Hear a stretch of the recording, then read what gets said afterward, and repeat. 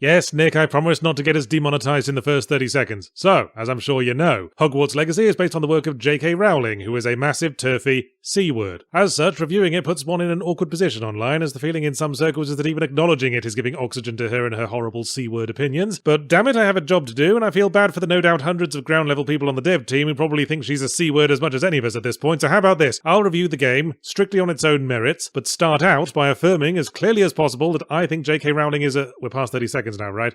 Cunt. Does that offset things enough? The game's set in Victorian times and none of the Harry Potter characters from the books appear in it, so if it'd make you feel any better, you could just squint and try to convince yourself it's an adaptation of The Worst Witch, or Neil Gaiman's Books of Magic, or the Spellcasting 101 series, or Discworld, or any of the other 10 million things that came up with the idea for a nerdy schoolboy wizard before J.K. Rowling got her sallow, turfy hands all over the concept. Hogwarts Legacy is less be a character from Harry Potter and more be the main character in a work of self-insert Harry Potter fan fiction. You play a student who starts Hogwarts in the 5th year, which is unusual, but they made an exception for you because you're that bloody great. Everyone wants to be your friend inside 30 seconds of conversation, you master every subject on your first go, and you're also the only person who can use a super special kind of magic for only the most super special people. And in the end, you save the entire school and everyone in it from apocalyptic disaster. Which is funny because you sound like a complete tit. I can only speak for the male protagonist whose voice has such an eager beaver twattishness about it that as a British person who went to a grammar school, I feel personally attacked. Oh yes, I did all my homework, teacher. May I sit on the lawn for ginger beer and buns? I strongly suspect they got actual teenagers in to voice the school kids, so what the game gains in authenticity, it loses in people who can actually act for shit. Apologies to the voice actor if they get wedged to the top of the stairs and back because of this. Anyway, the fan service is as front-loaded as an ill-fitting bra on prom night, so you get your very own wand and can micromanage the niceties of its length and material, which didn't seem to have a gameplay effect, but whatever if it makes a few more fans wet their house-coloured knickers. Oh, of course you get to pick your house, too. You know how that works. Gryffindor for heroes, Slytherin for villains, Ravenclaw for nerds, and Hufflepuff for the kind of people who tick the little box that says, yes, I would like to receive emails about future promotions. But honestly, the game gets things off on the right foot. Protagonist played by Wilhelm von Twatty voice aside. We open with some exciting set pieces and introduce magic combat, which is fairly nuanced with a satisfying feel, even if it's a bit annoying when you're trying to hit a specific dude and the auto-target seems to think it's more of a to whom it may concern situation. Then you get to school and there's lessons and characters to meet and mini-games and a bit of intrigue, and I was thinking, gosh, this is actually rather jolly so far. I wonder when the other shoe will drop. Then your teacher says, oh, you're new, aren't you? You'd better go and pick up your crafting equipment. And there we fucking go. Yes, there's equipable gear you craft upgrades for. Victorian-era Hogwarts dress code was apparently a bit lax, because after a certain point you show up at class and it's school uniform, school uniform, school uniform, and then you at the end in a jester's outfit and gold lame bathrobe and a traffic cone on your head. And while you're picking up those crafting materials, take a good look at this open world we made. Why not make a start on the collectibles? Did we mention combat as a stealth option? Oh, well that fucking fits, because you snuck this Jiminy Cockthroat bullshit in right under me nose. It's like the moment you first leave Hogwarts, the cardboard facade face plants into the dust and the true colours are revealed. No more jolly hockey sticks on the lawn for you snivelling little teacher's pet bitch. Time to get grinding lest thy numbers not go up. What a startlingly apt statement on the modern education system. So bolted onto the Hogwarts and Hogsmeade campus like an AstroTurf lawn nailed to the side of a toy box is an open world whose vastness is matched only by its pointlessness, consisting of 50 square miles of copy-pasted grassy hill with the occasional hamlet. That is, one house, one pub and a communal sheep tied to a fence. And considerably more occasional combat encounters with one of the game's 3 or 4 enemy factions, copy-pasted so many times you'd assume Hogwarts was being besieged by the Mongol hordes. Combat remains tolerable, although one wonders why the entire region's defense and law enforcement is being left to the fucking after-school clubs, and the game keeps unlocking new combat spells, possibly for the sake of book accuracy, but they all basically do the same thing. Whether you levitate an enemy, or pull them, or push them, or freeze them, or turn them into a chair, any stun is as good as another, frankly. Although having said that, the transform spell has an upgrade that lets you transform dudes into explodey barrels that you can then throw at their friends, and that led to a serious drop in combat difficulty. Don't worry, it's not one of those unforgivable spells like the one that insta-kills dudes. This is perfectly acceptable because it insta-kills like 3 dudes at once. Hogfart's Dregacy casts a broad net of gameplay activities. There's also flying races and puzzles, and part of gathering crafting materials involves capturing animals and collecting them in your magic wardrobe. The game even tried to persuade me to start breeding them in there. Well, maybe you get off on cleaning manticore spunk off your pajamas game, but the broad suite of gameplay tasks combined with the dullness of the world gives it all a flimsy, shallow quality, like a carpet covered in Ritz crackers. And there's the usual horrible AAA menu screens that insist on playing out their fucking book opening animations every fucking time you turn a page. And this annoyance compounds and compounds because you're constantly going into the menu to select quests and fast travel back to Hogsmeade to sell the 9 shitty pairs of snooker referee gloves, clogging up your 3 ketchup packets of inventory space before you tackle Spider Cave 3 of 10 squillion. Dogshit's Smegmawee starts well, but in the back half turns into the pieces for 3 boring board games jumbled up in a single uninteresting box, and as such, I don't recommend. Thank Christ for that. Probably the best possible outcome for me. I can advise against giving it money, even on its own merits, because it is, by the definition laid out in my Gotham Knights review, a game made by cunts, as well as being, in a slightly more literal sense, a game made by a cunt. Yes, Nick, I'll add bleeps to the YouTube version. Just don't blame me if we give everyone tinnitus.